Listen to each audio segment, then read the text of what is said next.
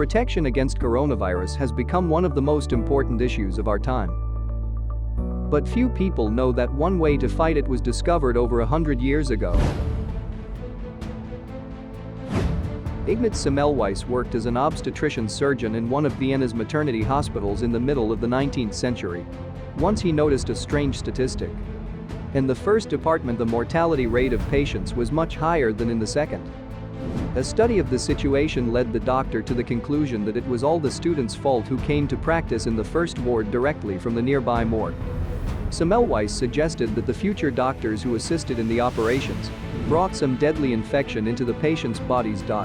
He forced the trainees and all staff to wash their hands thoroughly in a mild solution of chlorine lime. As if by magic, the death rate in the ward has dropped more than tenfold.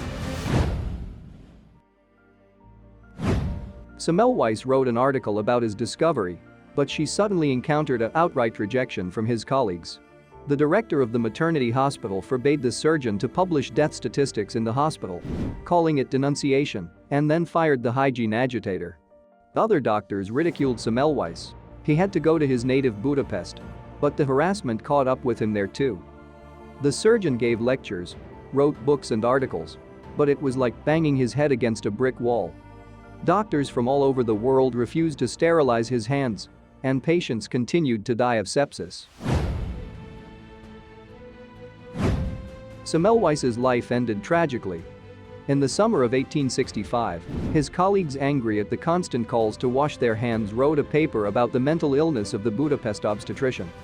A well-known doctor lured Ignaz to a mental hospital near Vienna under the pretext of an inspection. When the doctor realized the deception and tried to leave, he was beaten and dressed in a straitjacket. For 2 weeks, Semmelweis was treated with large doses of laxative and cold water. After these treatments, he died. According to some reports, the doctor was just beaten to death by medics.